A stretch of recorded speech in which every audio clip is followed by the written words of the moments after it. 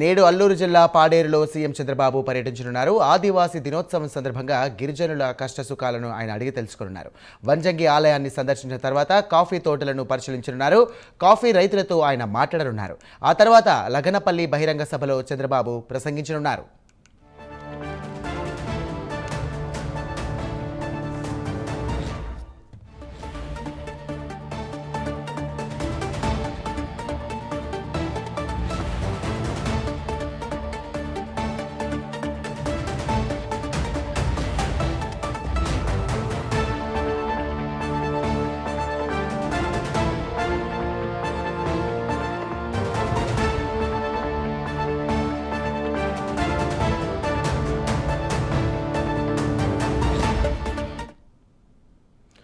Breaking చూస్తున్నాం. నేడు అల్లూరు జిల్లా పాడేరులో సీఎం చంద్రబాబు పర్యటించనున్నారు. ఆదివాసీ దినోత్సవం సందర్భంగా గిరిజనుల కష్ట సుఖాలను ఆయన అడిగి తెలుసుకున్నారు.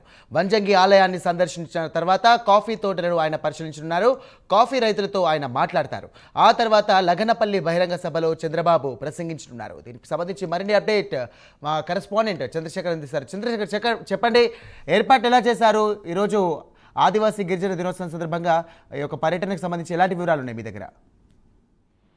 Good morning Sairam. చూసుకుంటే ఈ రోజు అల్లూరు జిల్లాలో ఏపీ సీఎం నారా చంద్రబాబు నాయుడు అయితే పర్యటించనున్నారు. పర్యటనకు సంబంధించి అన్ని రకాల ఏర్పాట్లను కూడా ఇప్పటికే జిల్లా కలెక్టర్ అయితే పూర్తి చేసినటువంటి పరిస్థితి కనిపిస్తుంది. ప్రధానంగా చూసుకుంటే చంద్రబాబు రాకకు సంబంధించి 3 అంచెల భద్రతను కూడా ఏర్పాటు చేసిన పరిస్థితి కనిపిస్తుంది. ఉదయం 8:45 అక్కడ నుంచి ప్రారంభమైనటువంటి చంద్రబాబు పూర్తిగా కూడా పాడేరు అయితే చేరుకున్నటువంటి పరిస్థితి కనిపిస్తుంది. దాదాపు హెలికాప్టర్ ద్వారా ఆయన అయితే పాడేరులోనే వలసంగి ప్రాంతానికి అయితే చేరుకుంటారు. వలసంగి ప్రాంతానికి చేరుకున్న అనంతరం అక్కడ నుంచి రహదారి మార్గం గుండా పాడేరులో ఉన్నటువంటి మోదకొండమ్మ అమ్మవారిని దర్శనం చేసుకుంటారు. అనంతరం అక్కడ నుంచి ఈ రోజు జరిగేటటువంటి ప్రపంచ ఆదివాసీ దినోత్సవం సందర్భంగా పురస్కరించుకొని ఏర్పాటు చేసినటువంటి పలు సాంస్కృతిక కార్యక్రమాలు కూడా రాష్ట్ర ముఖ్యమంత్రి చంద్రబాబు నాయుడు అయితే పాల్గొంటున్నారు. ఈ నేపథ్యంలో దీనికి సంబంధించి పూర్తి కట్టుదిట్టమైనటువంటి భద్రతా ఏర్పాట్లను కూడా అధికార యంత్రాంగం అయితే పూర్తి చేసిందని చెప్పుకుంటే, ముఖ్యంగా చూసుకుంటే 3 అంచెల భద్రత నడుమ ఈ రోజు చంద్రబాబు పర్యటన కూడా పాడేరులో అయితే కొనసాగనుంది. అక్కడ నుంచి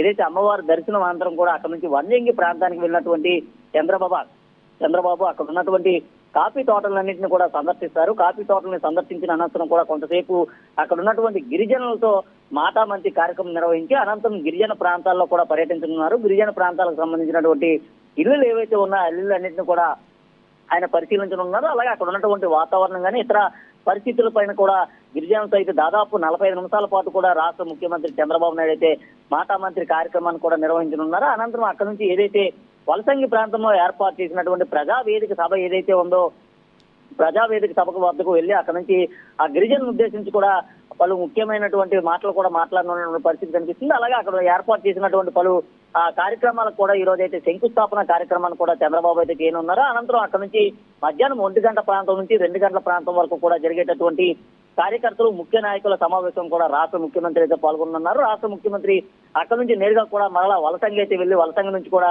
ఉండవిల్లి ప్రయాణం చేసేటటువంటి పరిస్థితి అయితే తిరుగు ప్రయాణం చేసే పరిస్థితి కనిపిస్తుంది. ఈ నేపథ్యంలో ముఖ్యమంత్రి రాకకు సంబంధించి గత 3 రోజుల నుంచి కూడా గట్టి భద్రతా బందోబస్తు ఏర్పాట్లు అయితే చేయడం అయితే జరిగింది. ప్రధానంగా చూసుకుంటే ఏదైతే అల్లూరు జిల్లాకు సంబంధించినటువంటి పాడేరు ఆ పక్కన ఉన్నటువంటి అరకు చింతపల్లి ప్రాంతాలన్నింటినీ కూడా గట్టిగా పోలీసు నిఘాను కూడా ఏర్పాటు చేయడం అయితే జరిగింది. ముఖ్యంగా చూసుకుంటే మావోయిస్టు ప్రభావిత ప్రాంతాలైనటువంటి ఆ ప్రాంతాల్లో గట్టి నిఘాను కూడా ఏర్పాటు చేశారు. అలాగే సభకు వచ్చే వారందరికి కూడా క్షుణ్ణంగా తనిఖీలు చేసి సభ లోపలికి అయితే అనుమతించేటటువంటి పరిస్థితి కనిపిస్తుంది. Right, thank you Chandrasekhar.